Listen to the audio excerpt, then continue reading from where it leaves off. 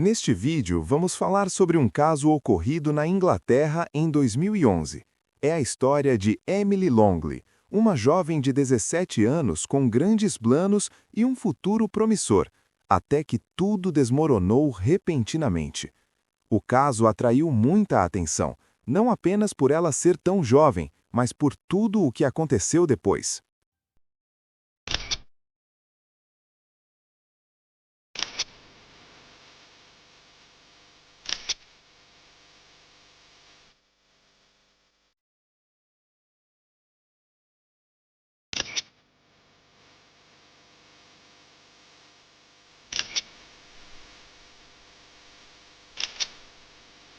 Emily nasceu na Inglaterra em 1994, filha de Mark e Caroline Longley.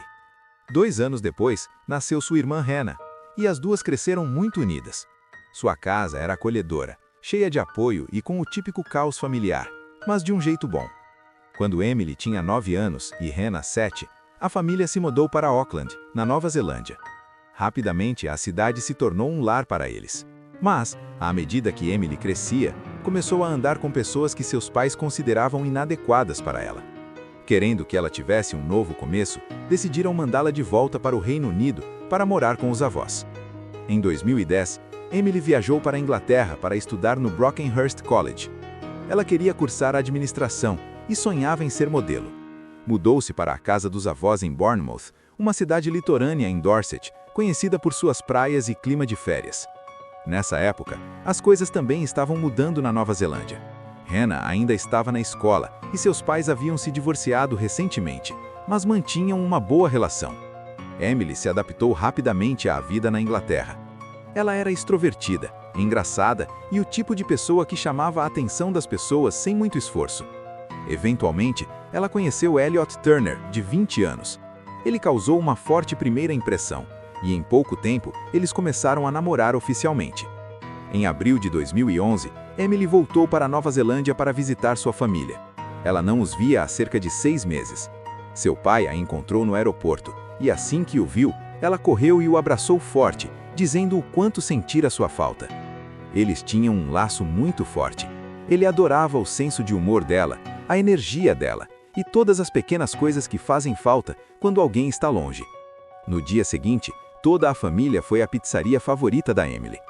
Enquanto comiam pizza, ela contou sobre a escola, a carreira de modelo e os novos amigos que tinha feito. Também mencionou o rapaz com quem estava saindo, Elliot. Eles só estavam juntos há alguns meses, e ela disse aos pais que ainda não via nada muito sério. "Acho que vou terminar isso quando voltar", disse ela. Emily passou as semanas seguintes na Nova Zelândia, curtindo a companhia de amigos e familiares. Ela estava relaxada, feliz e aproveitando muito o tempo lá. Ninguém tinha motivos para suspeitar que algo estivesse errado ou que a perderiam tão cedo. Quando chegou a hora de seu voo de volta para a Inglaterra, a despedida foi difícil. Mesmo assim, ela prometeu à família que voltaria em 5 meses. Ela queria estar em casa para a Copa do Mundo de Rugby, que começaria em 9 de setembro. Alguns dias depois, enquanto trocava mensagens com o pai, Emily contou que tinha terminado com Elliot. Ela não explicou muita coisa, apenas mencionou que tinha acabado. Uma coisa que incomodava Elliot eram as fotos que ela havia postado enquanto estava na Nova Zelândia. Algumas delas incluíam rapazes com quem ela estava saindo, e o ciúme dele o dominou completamente. Elliot Turner tinha 20 anos, filho de um joalheiro rico, e aparentemente levava uma vida fácil e confortável. Ele era bastante conhecido nos bares e clubes de Bournemouth e Poole, e andava com um grupo de jovens ricos que se autodenominavam a Firma. Seus amigos o chamavam de todo falastrão Turner, porque ele se gabava o tempo todo. Ele e Emily se conheceram em dezembro de 2010. No início, tudo parecia divertido, noites longas, festas e um estilo de vida emocionante. Mas Elliot tinha um histórico de obsessão em relacionamentos e os mesmos padrões começaram a aparecer com Emily. As discussões entre eles se intensificaram muito rapidamente. Pessoas que o conheciam o descreviam como agressivo, controlador e de pavio curto. Esse comportamento também não era novidade. Em janeiro de 2008, quando tinha 16 anos, a polícia o advertiu por assédio, depois que ele bombardeou uma ex-namorada com mensagens de texto e e-mails após o término do relacionamento. Elliot adorava ser o centro das atenções. Ele não trabalhava, seus pais pagavam por tudo, e ele sabia como manipular as pessoas, inclusive eles. Sua vida girava em torno de festas, mulheres, álcool e drogas. Ele agia como se pudesse fazer o que quisesse. Chegou até a carregar um martelo, supostamente para se proteger, caso alguém o desafiasse. Seus amigos diziam que ele gostava de se considerar uma espécie de aspirante a gangster, o cara a quem todos recorriam para pedir favores. Ele entrava em um bar e pagava bebidas para todos, só para impressionar. Ele se gabava de dirigir um Mini Cooper novo, embora na verdade fosse um presente da avó. Na internet, ele mantinha aquela imagem de durão, com postagens cheias de gírias inventadas, se autodenominando coisas como Scarface ou até mesmo Deus. Elliot nunca teve dificuldade em chamar a atenção das mulheres, mas quando conheceu Emily, se apegou a ela rapidamente. Ela se encaixava na imagem que ele queria projetar, bem-sucedida, confiante e alguém que o fazia parecer bem. Conforme o relacionamento avançava, seu comportamento controlador se tornava cada vez mais difícil de ignorar. Em certo momento, ele chegou a ameaçar tirar a vida dela. Alguns meses antes de morrer, Emily escreveu um bilhete para ele. Foi uma mensagem emotiva e direta, quase como se ela estivesse tentando falar com ele pela última vez. Ela escreveu: 1. Eu te amo. 2. Não diga que vai me matar. 3. Pare de falar das suas ex-namoradas. 4. Pare de ser tão agressivo o tempo todo. Relaxe, é mais atraente, e você me assusta quando age de tão intimidadora. Quando o comportamento de Elliot piorou e ultrapassou todos os limites do que ela considerava normal, Emily percebeu que não podia continuar com ele. Mas pessoas como Elliot não lidam bem com a rejeição. Na noite de 6 de maio de 2011, Emily saiu com amigos. Câmeras de segurança mostraram ela chegando a uma boate com eles. Naquela mesma noite, Elliot estava lendo as mensagens dela no Facebook e descobriu que ela estava saindo com outro homem. Ele ficou furioso. Ele apareceu na boate e arrumou briga com ela. A situação escalou rapidamente. Emily jogou a bebida na cara dele e ele reagiu gritando e ameaçando-a. Ele não gostou da roupa que ela estava usando e disse que era muito reveladora. Mesmo depois de Emily terminar o relacionamento, ele se recusou a aceitar. Ele arruinou a noite dela e ela decidiu ir embora, mas ele a seguiu. Amigos disseram mais tarde que o ouviram dizer: "Eu vou matá-la, vou preso por isso, e ainda serei milionário. Cumpriria 10 anos. Não me incomodaria." Elliot acabou por alcançá-la e a convenceu de voltar para a casa dele, dizendo que poderiam conversar em algum lugar mais tranquilo. Ele ainda morava com seus pais, e talvez isso fizesse Emily sentir que seria mais seguro que ele se acalmasse em frente a eles. Os vizinhos viram os dois entrarem na casa. Na manhã seguinte, por volta das 9 horas, a mãe de Elliot, Anita Turner, ligou para o serviço de emergência. Ela disse que Emily não estava acordando. Enquanto esperava pela ambulância, Anita seguiu as instruções da operadora, na esperança de ajudar Emily até que os paramédicos chegassem. Mas quando a ambulância chegou, já era tarde demais. Tudo o que puderam fazer foi declarar Emily Longley, de 17 anos, morta. Anita, a mãe de Elliot, era originalmente da Indonésia. Ela se mudou para o Reino Unido para se casar com Lee Turner. Quando tiveram seu filho, deram a ele tudo o que ele queria, que olhando para trás, acabou sendo um grande erro. Quando Anita ligou para o serviço de emergência naquela manhã, algo parecia estranho. Sua voz não soava como a de alguém que acabou de encontrar a namorada do filho inconsciente. Enquanto isso, a milhares de quilômetros de distância, na Nova Zelândia, o pai de Emily, Mark, acordou por volta das 2 da manhã. Ele viu várias chamadas perdidas de sua ex-mulher, Caroline, e de sua filha mais nova, Hannah.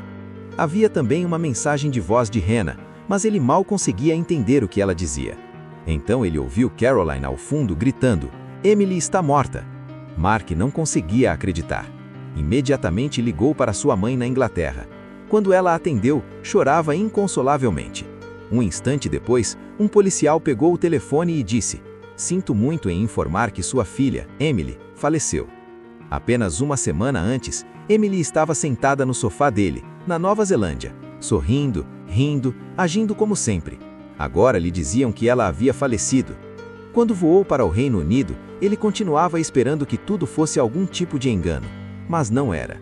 Perder a filha mais velha foi devastador para os pais de Emily. A princípio, a polícia disse que ela havia morrido enquanto dormia, mas essa explicação não convenceu. Emily era jovem, saudável e cheia de energia.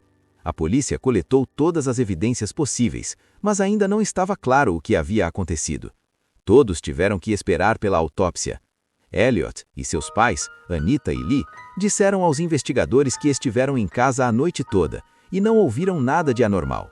Elliot chegou a postar fotos dele e Emily no Facebook, fingindo estar com o coração partido. Naquele momento, a polícia não tinha provas suficientes para comprovar que sua história era falsa. Em qualquer morte inexplicada, o primeiro e mais importante passo é descobrir a causa. Uma vez que os investigadores saibam como alguém morreu, eles podem entender que rumo o caso deve tomar. Enquanto esperavam os resultados da autópsia, os detetives investigaram mais a fundo as atividades recentes de Emily e descobriram que, alguns dias antes de sua morte, Emily publicou algo inusitado em sua página do Facebook. "Tenho um perseguidor", escreveu Emily na quinta-feira, 5 de maio. "Alguém me acabou de ligar e eu perguntei quem era. Eles disseram: 'Você não me conhece, mas eu sei tudo sobre você.' Perguntei como conseguiram meu número e eles disseram que te conto quando tiver, e continuaram me convidando para sair. Então eu desliguei, mas não param de ligar." Por volta dessa mesma época, a polícia descobriu que Emily tinha discutido com Elliot em uma boate na frente de outras pessoas pouco antes de morrer. Após entrevistar os amigos de Elliot, os investigadores descobriram que ele tentava controlar quase tudo o que Emily fazia. Descobriram também que ele sabia que ela estava encontrando outro homem, e mais importante, que Elliot a havia ameaçado de morte mais de uma vez. Seus amigos minimizaram o ocorrido, supondo que ele estivesse apenas se gabando para parecer durão. Quando o laudo da autópsia foi divulgado, não apontou uma causa clara da morte, mas os peritos médicos disseram que os ferimentos poderiam ser compatíveis com estrangulamento.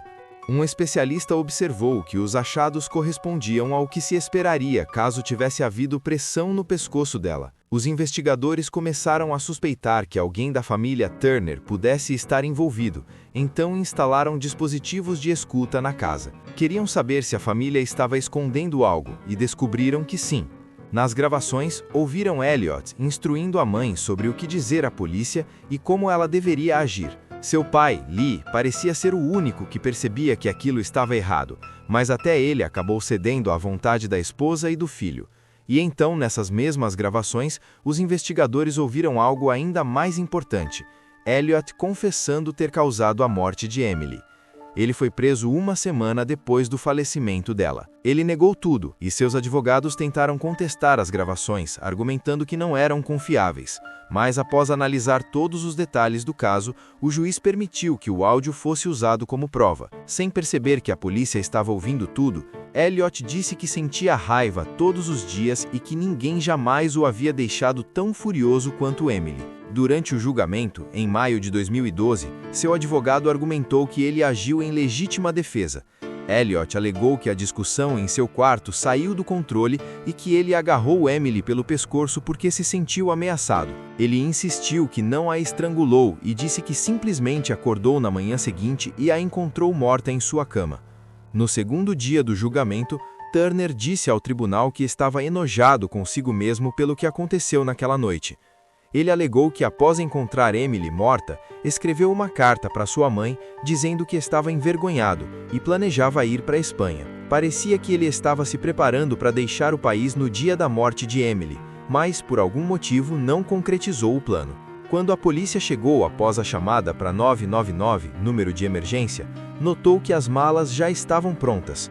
O passaporte dele estava até no bolso. No tribunal, Elliot admitiu ter ameaçado Emily e disse que estava chateado e se sentiu enganado na noite anterior à morte dela. Ele disse ter visto e-mails no celular dela que davam a entender que ele havia esmagado o rosto dela contra uma mesa, e-mails que se revelaram falsos. Ao descrever a discussão que ocorreu antes da morte de Emily, ele alegou que ela começou a agredi-lo com as mãos e os pés.